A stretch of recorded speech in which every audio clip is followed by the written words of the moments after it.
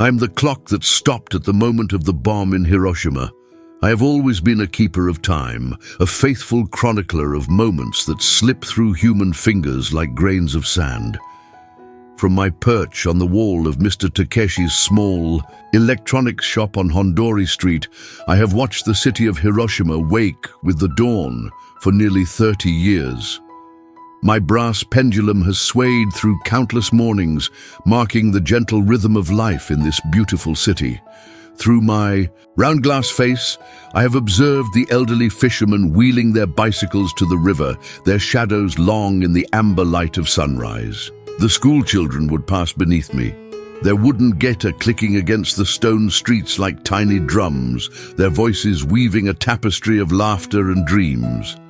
Mr. Takeshi would arrive promptly at 7s each morning, adjusting my hands with the same tenderness he showed his grandchildren. His weathered fingers spoke of countless repairs, of fixing radios and clocks like myself, breathing new life into silent mechanisms. He would wind my spring with such care, listening to the small whispers of my gears as they prepared for another day of faithful service. The shop itself was a symphony of ticking.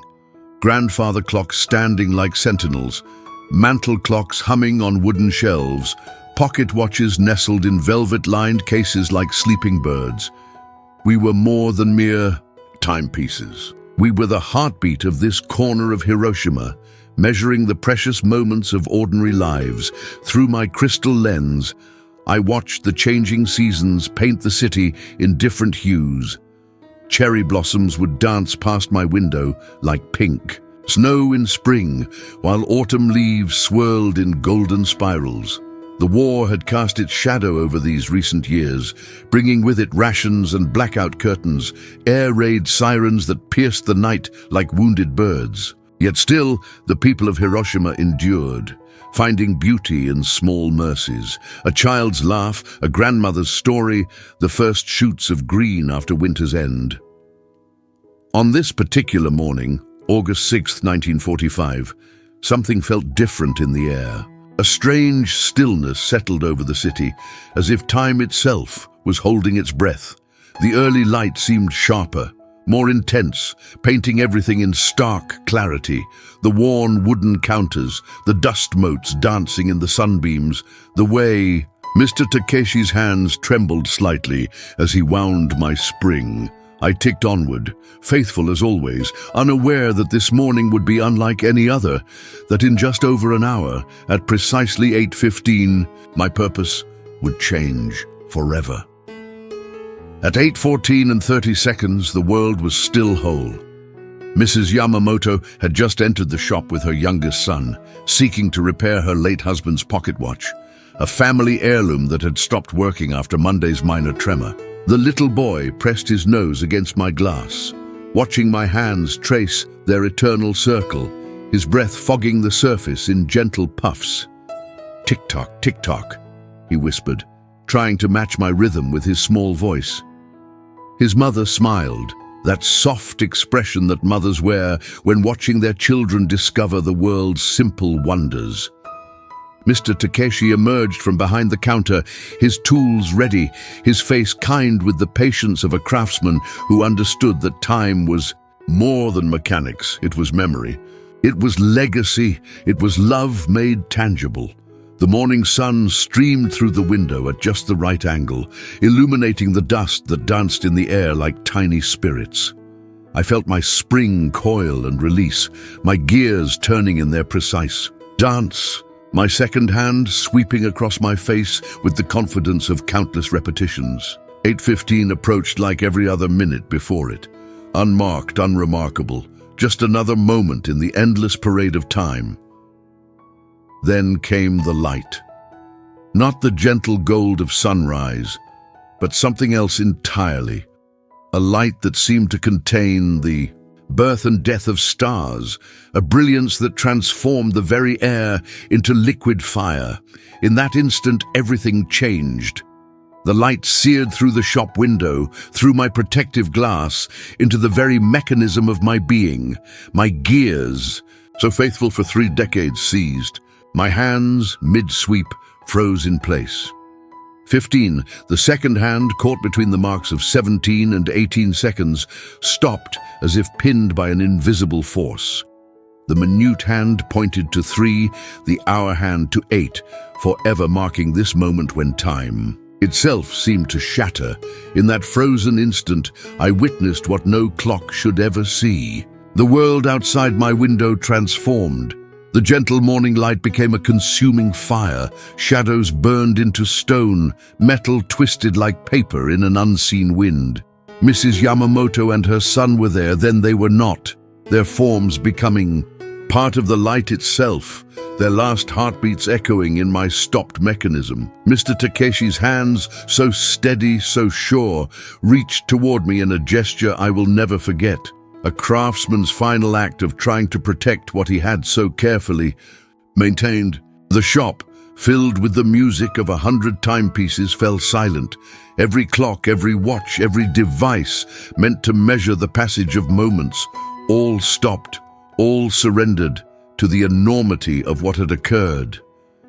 I remain here still, my hands frozen at 8:15, a monument to the moment when time stood still in Hiroshima.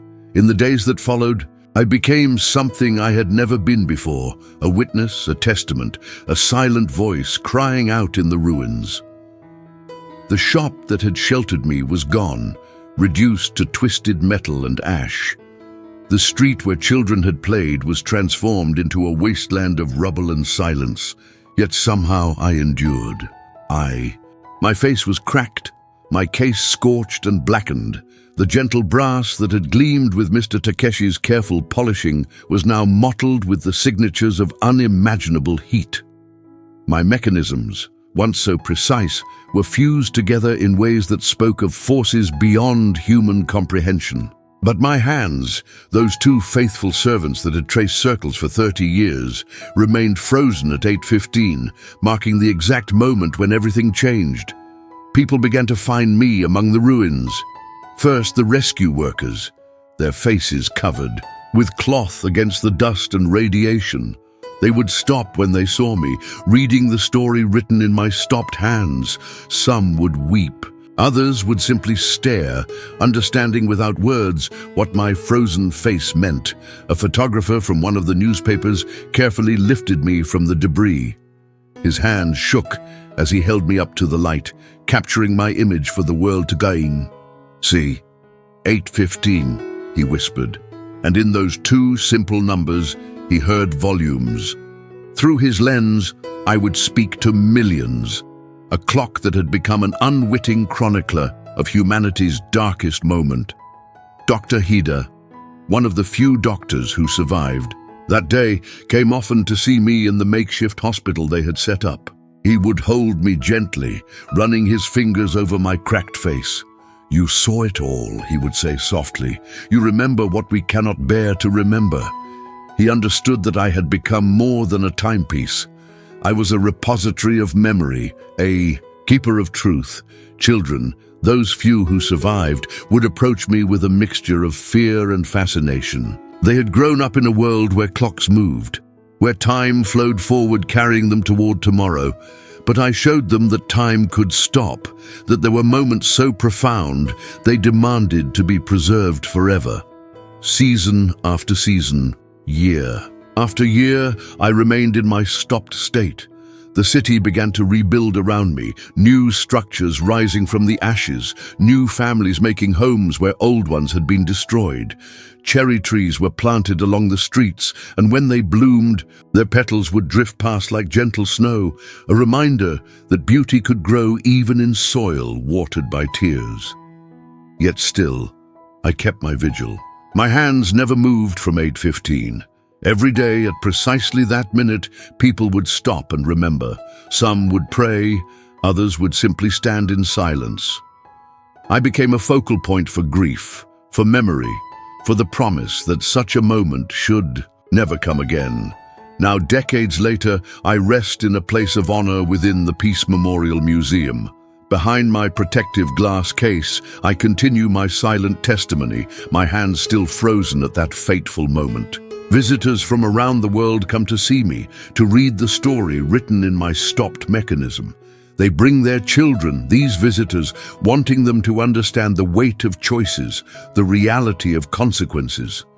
A young girl from Germany presses her small hand against the glass, trying to make me tick again. Her eyes fill with tears when her grandmother explains gently that I cannot move, that I choose not to move, that my stillness is my strength. Scientists have examined me countless times, marveling at how the atomic flash fused my gears in perfect preservation of that instant. They speak of atomic structure and electromagnetic pulses, trying to understand the physical forces that stopped me. But they miss the deeper truth, that some moments are meant to be held forever, cradled in the heart of memory. A teacher brings her students, reading my story aloud. This clock, she says, teaches us that time is not just about moving forward. Sometimes the most important thing is to remember exactly where we were when the world changed. The children nod solemnly, understanding in their pure way that I'm not broken but transformed. Mr. Nakamura, the grandson of a hibakusha, one who survived the bombing, visits me every August 6th. He brings fresh paper cranes, folding them with the same careful precision his grandfather once used. My grandfather worked near your shop, he tells me quietly. He always wondered what happened to the old clockmaker and his timepieces. His voice carries the weight of inherited memory, of stories passed down through generations. As the years pass, I watch the faces change. The survivors, my contemporaries in this strange journey through history, grow fewer. Soon, I will be among the last direct witnesses to that morning in 1945. But I am not saddened by this responsibility. I was made to measure time. And though my mechanical purpose ended that August day, I have found a higher calling. Every day at 8:15, a strange thing happens. Though my hands cannot move, though my mechanisms are forever frozen, I feel a deeper ticking, the heartbeats of those who stand before me, the pulse of memory, the rhythm of hope. In their eyes, I see the determination that such a moment should never come again. In their tears, I see the healing power of remembrance. I am no longer just a clock. I am a bridge between past and future, a reminder that time's greatest gift is not its passage, but its capacity to hold the moments that matter most. My stopped hands point not just to 8:15, but to all the choices we make with every passing second. So I remain, frozen yet eternal, silent yet speaking volumes. In my stillness, I carry the weight of witness. In my broken beauty, I offer the hope of healing. For time, I have learned, is not about counting moments. It is about making moments count. Until the last person remembers, until the last lesson is learned, I will keep my eternal watch, my hands forever marking the moment when time stood still in Hiroshima and the world learned the true weight of forever.